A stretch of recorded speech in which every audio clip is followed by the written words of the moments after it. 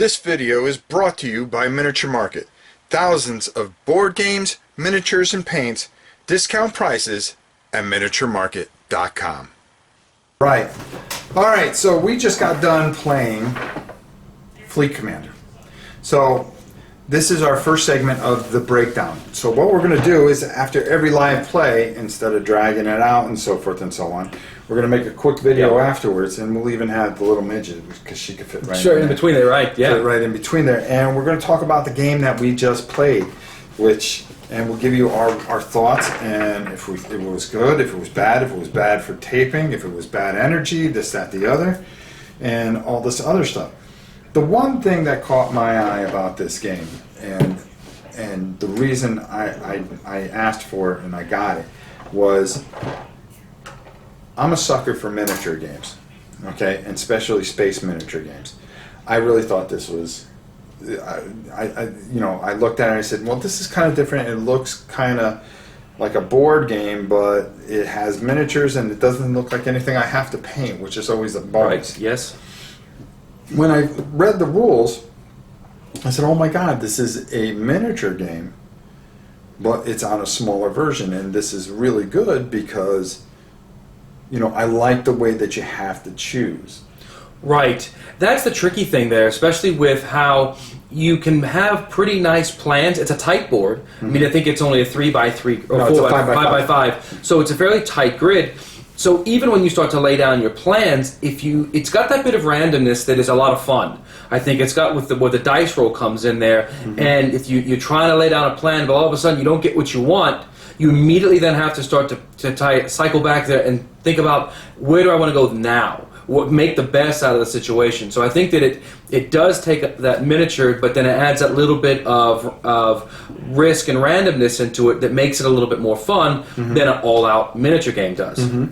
And I thought the components are really good on it too. The discs, I thought they were really neat. It's kind of like a WizKid kind of thing. But I was surprised because I was thinking, well, these aren't the greatest ships. I'll have to paint them. But they had little decals on them and stuff like that. And they said, did. Something, you can just leave these alone, really, and just play this. Right, and the one side is dark. It's got the much darker plastic than the other two. So I didn't have any. And again, the design, like you said, is different as well. So you clearly aren't going to get confused as to what ship is what. But I mean, I was looking at these pictures and I was like, gee, it'd be cool. Oh, wouldn't it be cool if we painted them this way? And then I said, I started really looking at them, and they do have a little bit of paint job on them. It could use a pretty good wash. Just being a guy that likes to paint things, but sometimes just leave things alone. Right. Leave it alone. Right. The only other thing I didn't like was that the board, it almost seemed a little cheaper than what I had hoped for. But according to the Genesis thing, it's coming with squares, so you can randomize the board because there's going to be different things on there that are going to add more to it. So, I was pleasantly surprised. And there were a couple times where you're sitting there with your dice. I go, okay, do I use my movement? Do I try to get some shields because he's starting to hit me real easy? One of the things that I found that I thought I wasn't going to like about this is that there was no saving roll. Right. But in a way, those shield dice, it forces you to have to use those because that's basically your save. Right. Yeah, and I think going forward with that, I think it would really be a neat strategy to do those first. Just get that out of the way, get your card filled, and then move up. You can be a little bit more risky and a little bit more offensive because you've got that in reserve there. Because a couple times I got out there in a situation where you got a good roll there, so that you've now got that continuous combat going on. And it's like, man, my battleship is just gonna get its lunch eaten, which it did. And as happy as you are to get those specials, the stars, you're kind of like, okay, I got a plan. I can really lay into them, and then all of a sudden they show up, and you're like, well, whoopee, I can use my special. But depending on what special you get, it really determines it. Now, the other thing that I think would be really good, and we didn't do it in the live playthrough, was the hidden movement and the hidden weapons. Yeah, the special weapons, which I think that's a kind of neat advanced rule but just getting the mechanics down of the first ignition and stuff like that. Now, I thought last year that they came out with a second edition, which was just more fleets and stuff like that, but I haven't been able to locate it, and I think it's only in France. I don't know if you'd want more fleets on that tight of a board. I think that if you had more... I think they had a more of a... what's the word I'm looking like a variety of different types of ships, yeah. Because you really only have 3 in this one right here. So yeah, different types of ships would be interesting to make it a little bit more, give it a little bit more variety, especially on replayability. Because I could see this almost falling into almost like a chess-like scenario where you're going to start to program your first 4 or 5 moves if you at least have the idea of what you want to do on a 5x5 grid. Right.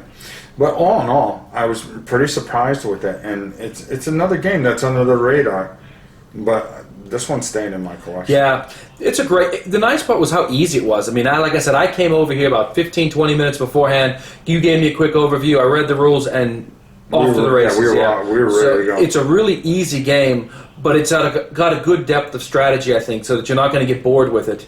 That was the only thing I was concerned about maybe on a live play, is I could definitely see myself, and both of us at times, just wanting to stare at the board and really start to think. And I don't think anyone wants to watch either one of us sit and think.